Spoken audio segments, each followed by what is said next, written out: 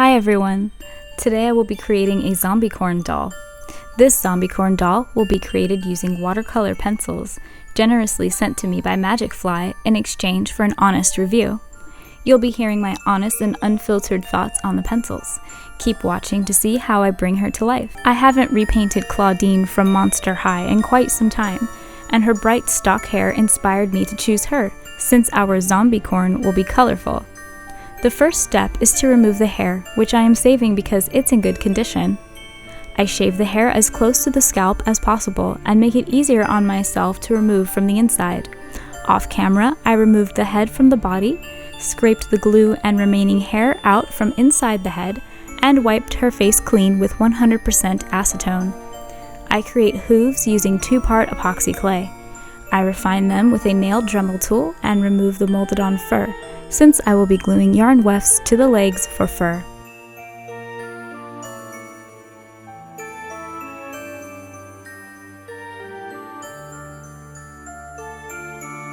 I roll out 2 snakes of epoxy and twist together to create her horn.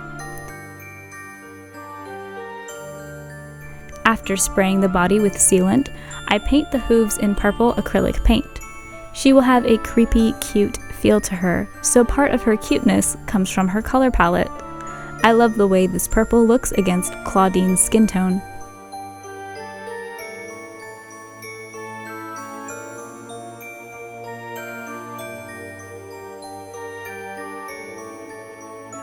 I mix in glitter with glossy varnish and go over both hooves with it.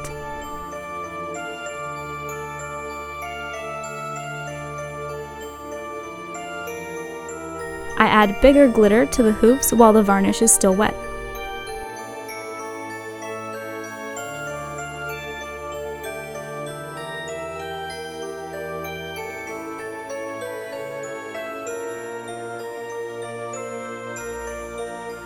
I seal everything in with a layer of glossy varnish.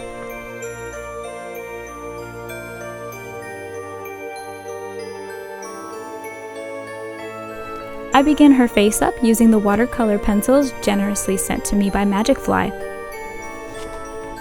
There are 72 pencils in this kit, and it has a color key on the back. You'll notice that a lot of the colors are vibrant looking blues, greens, and pinks, which hopefully work nicely for this custom. Opening the tin, we can see all the pencils in this kit, along with 2 brushes and a pencil sharpener. There are 2 layers of trays for all 72 colors. I'm going to comment on the pencils as I create her face up, and there will be a more detailed review after she has been entirely finished. So if you're interested in these pencils, please be sure to watch all the way until the end to see my full review. She is going to have areas of skull exposed, so I use one of the green Magicfly pencils to map it out. Then go in with white chalk pencil. I always use white chalk pencils for white on my face-ups, and I don't use white watercolor pencils. I've found that they just can't get the same opacity as easily, and I prefer the way chalk pencil blends out.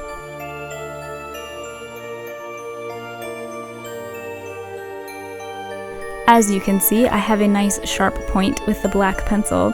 These pencils sharpen fairly well, but I do not like the sharpener they came with. It's definitely a budget sharpener, so I use my Faber-Castell Trio sharpener instead. I have only used Faber-Castell and Derwent watercolor pencils, so that's what I have to compare these to.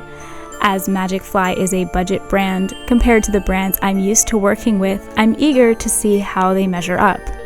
Obviously, a budget brand will not likely yield high-end results the way a high-quality brand does, but as I am a doll customizer, I'm interested to know how well they work for customizing. I use soft pastels to create the eyebrow and blush the face. This is my first time using bright blushing on a deeper skin tone doll, and you will see as the face-up progresses how the blushing turns dark and dingy looking. The bright pink turns into more of a red, dull color with repeated sprays of sealant, so I'll show you how I fixed that as we get there. Apparently this is due to the darker color of the vinyl underneath. I blend out the shading of the skull with a Q-tip.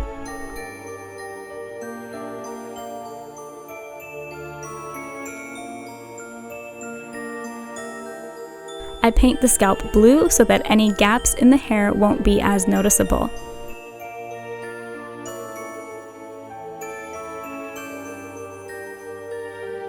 Now I give her a lobotomy with a drill and add super glue to secure the horn in place.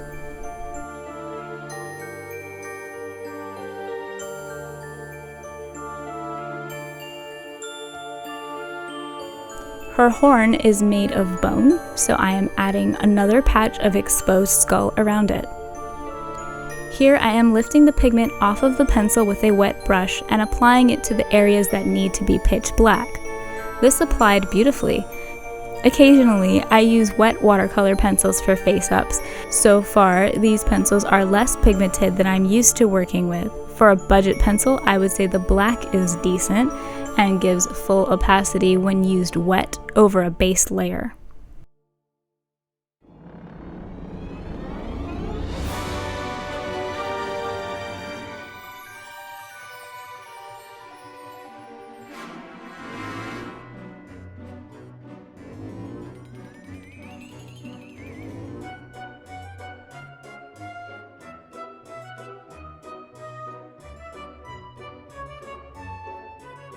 I use acrylic paint to make the horn white.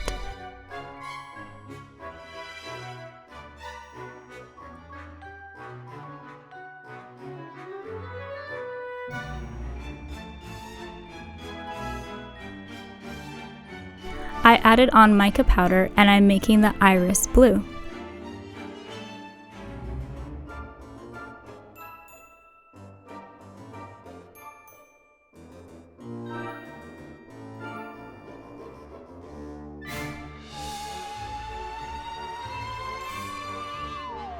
I create cracks in the skull by using light pressure and a fine point. While I'm making the teeth, you can see that the blushing has turned dull and darker.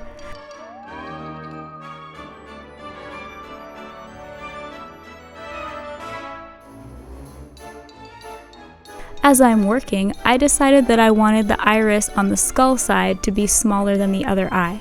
This will give her an even more creepy look, and also it creates more of a contrast between the skull zombified side. I added white to the lips to provide a base for the soft pastels to show up brighter.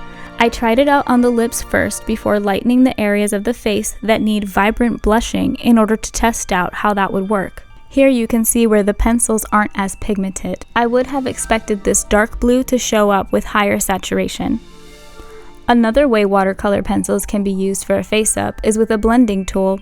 I put pigment down and then pick it up with a blending stomp to test how they apply this way. It worked decently well to create the shading in the sclera.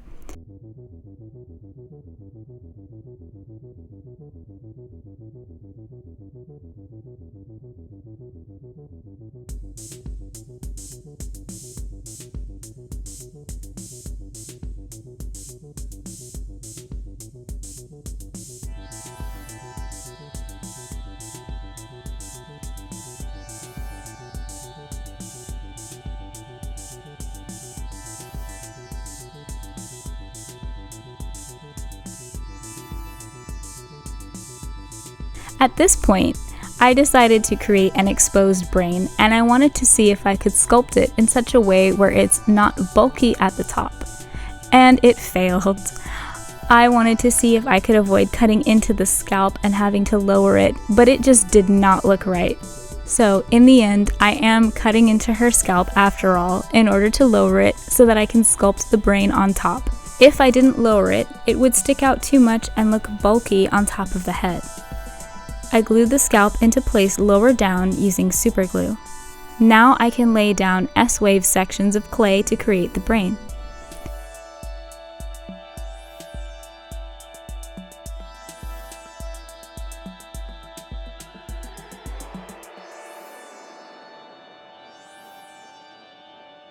While the brain is curing, I go over the sections of her face that need lightening for the pastels to remain vibrant. I used white pastels and white chalk pencil to create the white base. I paint the brain using acrylic paint.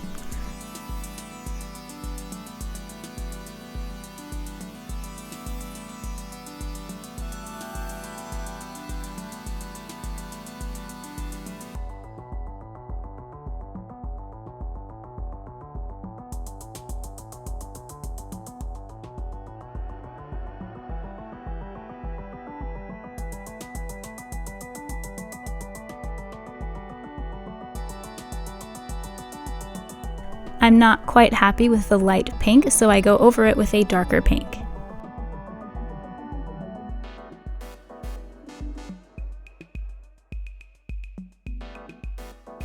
We have success. Her face blushing is staying vibrant after that layer of white underneath. Nothing says cute zombie like a glittery, sparkly brain, so I am adding mica powder to it. And now that the blushing is sorted out, I reapply the mica to her face. I use pencil to make her brow more vibrant.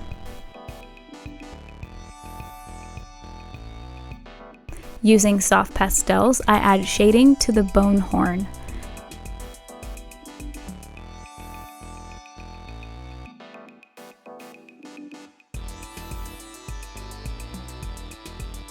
I flick dilute acrylic paint and then dab quickly to create freckles. I also add white freckles with a gel pen and then dab it before it fully dries.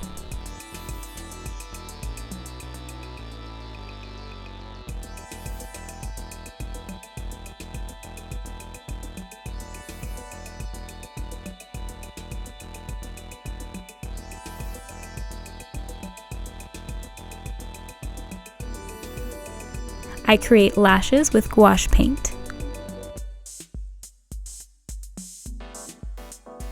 I mix up more glossy varnish and glitter to apply to the brain. I imagine that a unicorn's brain would be glittery and rainbow colored.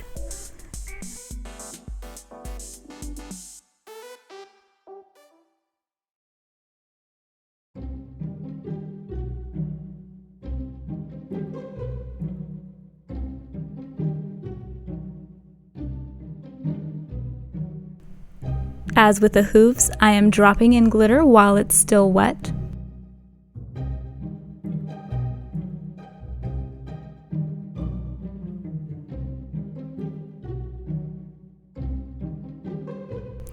I haven't been glossing lips as much lately, but I feel that gloss would suit her really well. I'm adding more glitter to her forehead.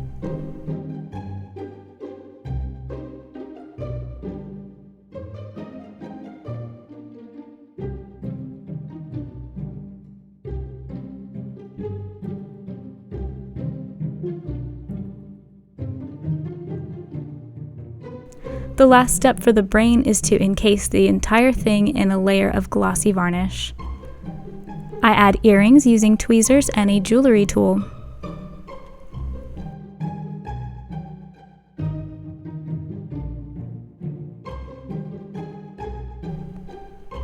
I'm giving her yarn locks in this pretty teal color.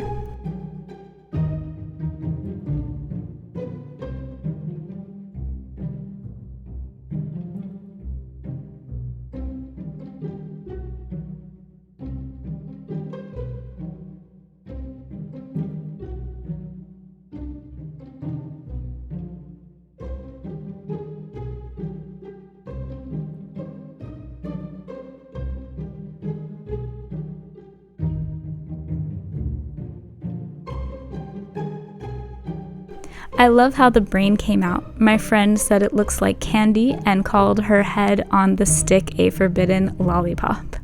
It does look good enough to eat, so for me, that's a mission accomplished.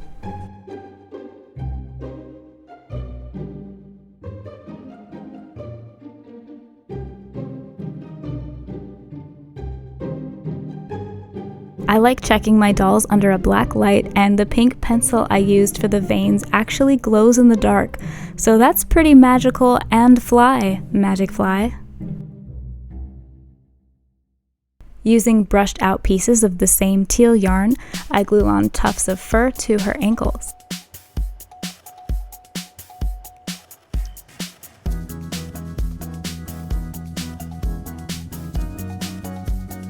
I match her chest to the texture of her cheeks using the same method of soft pastels, mica, dilute acrylic paint for freckles, and then white gel pen quickly dabbed off.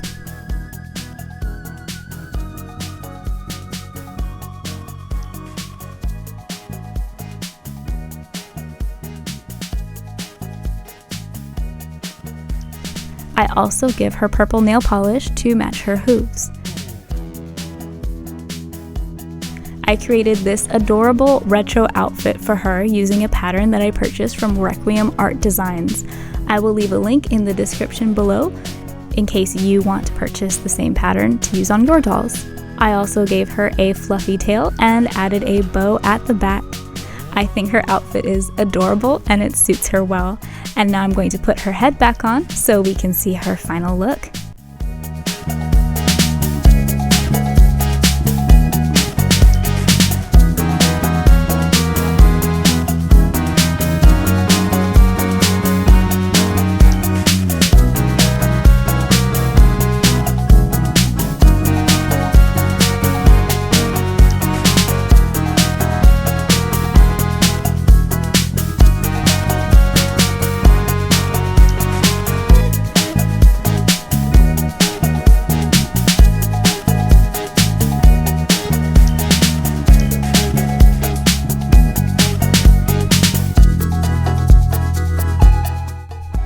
I'm extremely pleased with the final result.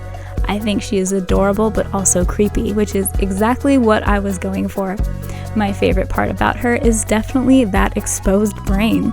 Let me know what your favorite thing about her is in the comments below. I'm giving her to my friend and fellow doll customizer Harley's dollhouse as a birthday present, which she would be finding out about while watching this, so surprise and happy birthday. I hope you like her. I will leave links to her socials below so that you can check out her doll. She's also here on YouTube. I don't know where the footage for this went, but I scented her with pumpkin spice fragrance, so she will smell like yummy fall goodness when she opens her up. If you liked this video, please make sure that you are subscribed, click the bell icon so that you never miss an upload, and leave a like if you liked it. My socials are linked down below, please check those out as well. If you want to see more of my art, I've got an Instagram and a Ko-fi link if you would like to support my channel directly. Now let's get into the more detailed Magicfly review. If you're leaving me here, thanks for watching and I will see you in the next video. If you're staying with me for the review, thank you for that and let's get into it. I have grabbed a small selection of pencils to show how they swatch dry and after wetting. Also, this is on regular paper, not watercolor paper, so keep that in mind. As mentioned, I am not a fan of the sharpener.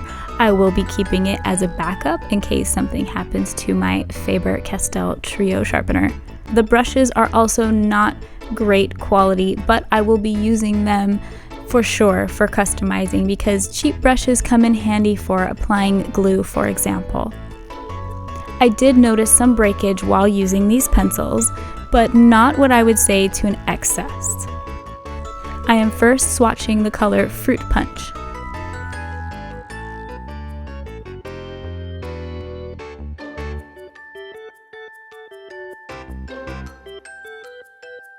Next is Vermilion. Vermilion is a saturated and fairly deep red color. And as you can see, this is not the color we have here. This is a much paler orangey red. Next is Cerulean, and Cerulean is decent with good pigmentation. Mint is next, and it has decent pigmentation as well. I am very happy to see that Magicfly has included 2 metallic pencils. I love metallic pencils. This is the Silver.